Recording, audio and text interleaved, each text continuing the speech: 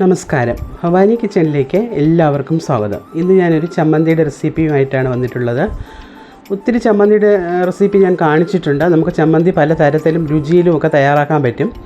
ഇന്നത്തെ ചമ്മന്തി വന്നിട്ട് വളരെ എളുപ്പത്തിൽ തയ്യാറാക്കാൻ പറ്റുന്ന, എന്നാൽ നല്ല എരിവും പുളിയും ഉപ്പും ഒക്കെ ചേർന്ന വളരെ കുറച്ച് ഇൻഗ്രീഡിയൻസ് കൊണ്ട് തയ്യാറാക്കുന്ന ഒരു ചമ്മന്തിയാണ്. അപ്പോൾ ഇതിലേക്ക് നമുക്ക് എന്തൊക്കെയാണ് വേണ്ടതെന്ന് നോക്കാം. അതിലേക്ക് ഞാനിവിടെ ഒരു 7-8 വറ്റൽമുളക് എടുത്തിട്ടുണ്ട്. എരിവ് നിങ്ങൾക്ക് എത്ര വേണമെന്നനുസരിച്ച് അതനുസരിച്ച് കൂട്ടുകയോ കുറയ്ക്കുകയോ ഒക്കെ ചെയ്തുകൊള്ളുക. പിന്നെ ഒരു 10-15 ചെറിയ ഉള്ളി തൊലിച്ച് വെച്ചിട്ടുണ്ട്.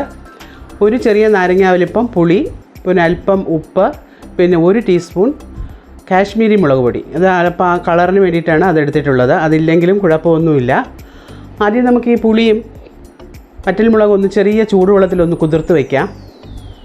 മുളക് നല്ലോണം ഒന്ന് കുതിർന്ന് കിട്ടാൻ വേണ്ടിയിട്ടാണ്, ആ പുളിയും ഒന്ന് കുതിർന്ന് കിട്ടാൻ വേണ്ടിയിട്ട് ഒരു 15-20 മിനിറ്റോളം നമുക്കൊന്ന് ചൂടുവെള്ളത്തിലൊന്ന് കുതിർക്കാനായിട്ട് വയ്ക്കാം.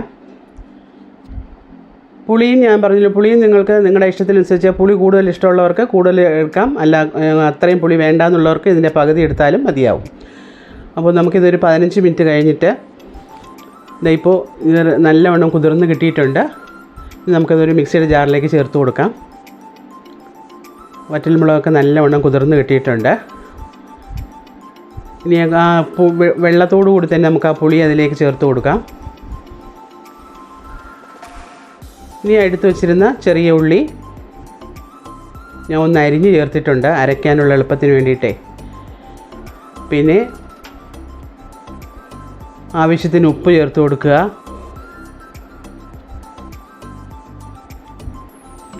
പിന്നെ ഞാൻ പറഞ്ഞല്ലോ, കളർ കിട്ടാൻ വേണ്ടിയിട്ടാണ് അല്പം കാശ്മീരി മുളക് പൊടി എടുത്തിട്ടുണ്ട്. അതുള്ളവർ മാത്രം ചേർത്താൽ മതിയാവും, ഇല്ലെങ്കിലും കുഴപ്പമൊന്നുമില്ല. അപ്പോൾ അതുകൂടി ഞാൻ ചേർത്തിട്ടുണ്ട്. 1 ടീസ്പൂണോളം കാശ്മീരി മുളക് പൊടി. ഇതെല്ലാം ചേർത്ത് നമുക്ക് നല്ല മയത്തിലൊന്ന് അരച്ചെടുക്കാം. ഇതുപോലെ വെള്ളം ഒത്തിരി അങ്ങ് ചേർത്ത് കളയരുത്. ഇതുപോലെ ഒന്ന് അരച്ചെടുക്കുക. ഈ ഒരു കട്ടി വേണം നമുക്ക്. സാധാരണ മറ്റേ നമ്മൾ ഒഴിച്ച് കഴിക്കുന്ന അതുപോലെയല്ല, ഇത് അല്പം കട്ടിയായിട്ട് തന്നെ തയ്യാറാക്കുന്ന ഒരു ചമ്മന്തിയാണ്. ഞാനിപ്പോൾ ഇതൊരു പ്ലേറ്റിലേക്ക്, ഒരു ഡിഷിലേക്ക് മാറ്റിയിട്ടുണ്ട്. ഇനി ഇതിലേക്ക് ഞാൻ അവസാനമായിട്ട് 1 ടീസ്പൂണോളം ശർക്കര കൂടെ ചേർത്ത് കൊടുക്കുന്നുണ്ട്. കാരണം നല്ല എരിവുണ്ട് ഈ ചമ്മന്തിക്ക്. അതും ഈ പറഞ്ഞ പോലെ നമുക്ക് മധുരം വേണ്ടാന്നുള്ളവർക്ക് അത് സ്കിപ്പ് ചെയ്യാവുന്നതാണ്. ഇതുകൂടെ ചേർക്കുമ്പോഴായിരിക്കും ഒരു പ്രത്യേക ടേസ്റ്റ് ഈ ചമ്മന്തിക്ക് കിട്ടുക. ഇതുകൂടെ ചേർത്ത് നല്ലവണ്ണം ഒന്ന് മിക്സ് ചെയ്യാം. ആ ശർക്കരയെല്ലാം ഒന്ന് അലിഞ്ഞ് കിട്ടുന്ന രീതിക്ക് ഒന്ന് മിക്സ് ചെയ്ത് കൊടുക്കുക. ഇനി നമുക്കിതിലൊന്ന് കടുക് വറുത്തെല്ലാം ഒഴിക്കുന്നത് നമ്മൾ വെളിച്ചെണ്ണ ചൂടാക്കിയാണ് ഒഴിക്കുന്നത്. സാധാരണ നമ്മൾ ചമ്മന്തിക്കൊക്കെ കടുക് വറുത്ത് ഒഴിക്കുമല്ലോ. ഇതിൽ അങ്ങനെയില്ല, എണ്ണയൊന്ന് നല്ലവണ്ണം ചൂടാക്കി, അതും എണ്ണ കുറച്ച് കൂടുതൽ എടുക്കുന്നുണ്ട്. ഒരു 2 ടേബിൾ സ്പൂൺ വെളിച്ചെണ്ണ തന്നെ ഒഴിക്കുക. പിന്നെ നല്ലെണ്ണ ഇഷ്ടമുള്ളവർക്ക് അതെടുക്കാവുന്നതാണ്. ഇനിയിപ്പോൾ വെളിച്ചെണ്ണ നല്ലവണ്ണം ഒന്ന് ചൂടായി കഴിയുമ്പോഴേക്കും നമുക്ക് ഈ ചമ്മന്തിയിലേക്ക് ഒഴിച്ചു കൊടുക്കാം. കടുകോ കറിവേപ്പിലയോ മുളകോ ഒന്നും തന്നെ വേണ്ട, എണ്ണ മാത്രം മതിയാവും. അരച്ച് വെച്ചിരിക്കുന്ന ചമ്മന്തിയിലേക്ക് നമുക്ക് ചൂടോടുകൂടി തന്നെ അങ്ങ് ഒഴിച്ചു കൊടുക്കുക.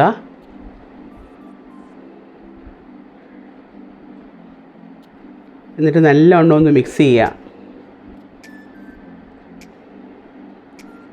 ഇത് കാണുമ്പോൾ തന്നെ നിങ്ങൾക്ക് അറിയാം ഇതൊരു അടിപൊളി ചമ്മന്തിയാണെന്നുള്ളത്. ശരിക്കും അടിപൊളിയാണ്. ആ പുളിയും എരിവും ഒക്കെ ഇഷ്ടമുള്ളവർക്ക് ഇത് വളരെ വളരെ ഇഷ്ടപ്പെടും. ഇത് നമുക്ക് പെട്ടെന്ന് തയ്യാറാക്കി എടുക്കാനും പറ്റുന്നുണ്ടല്ലോ. ഇപ്പോൾ രാവിലെ തേങ്ങയില്ല, അല്ലെങ്കിൽ നമുക്ക് സവാളയൊന്നും ഇല്ലാത്തൊരു സമയമാണെങ്കിൽ നമുക്ക് പെട്ടെന്ന് ഈ ഒരു രീതിയിലൊരു ചമ്മന്തി നമുക്ക് ഇഡലിക്കും ദോശയ്ക്കും ഒക്കെ കഴിക്കാനായിട്ട് നമുക്ക് തയ്യാറാക്കാവുന്നതാണ്. ഈ ഒരു ഇത്രയും ഒരു വെള്ളം പാടുള്ളൂ. ഒത്തിരി വെള്ളം അങ്ങ് ആയി പോരുത്. ഈ ഒരു രീതിക്ക് ഇരിക്കണം ഇത്. ഞാനിന്നിത് ഇഡലിയോടൊപ്പമാണ് എടുത്തിട്ടുള്ളത്. ഇഡലിക്കൊപ്പം ദോശയ്ക്കൊപ്പം ചോറിനൊപ്പവും കഴിക്കാൻ നല്ലതാണിത്. നമുക്കൊരു സൈഡ് ഡിഷായിട്ട് ഇത് ചോറിനൊപ്പം എടുക്കാൻ പറ്റുന്നതാണ്. അപ്പോൾ വളരെ വളരെ രുചികരമായ നമ്മുടെ ഈ പുളിച്ചട്നി, കാരപ്പുളി ചട്നിയാണിത്. ഇത് നിങ്ങളും ഇതേ രീതിയിൽ തന്നെ ഒന്ന് തയ്യാറാക്കി നോക്കുക. ട്രൈ ചെയ്ത് നോക്കി നിങ്ങൾക്ക് ഇഷ്ടപ്പെടുകയാണെങ്കിൽ ലൈക്ക് ചെയ്യുക. നിങ്ങളുടെ ഫ്രണ്ട്സിനും റിലേറ്റീവ്സിനും ഒന്ന് ഷെയർ ചെയ്യുക. നിങ്ങളുടെ വിലയേറിയ കമൻസും എന്നെ ഒന്ന് അറിയിക്കുക. എൻ്റെ ഈ വീഡിയോസ് ആദ്യമായിട്ട് കാണുന്നവരുണ്ടെങ്കിൽ ഒന്ന് സബ്സ്ക്രൈബ് ചെയ്യാനും മറക്കാതിരിക്കുക. വീണ്ടും നമുക്ക് ഇതുപോലുള്ള സ്പൈസിയും ഈസി ആൻഡ് ടേസ്റ്റിയുമായ റെസിപ്പികളുമായി ഉടനെ തന്നെ കാണാം.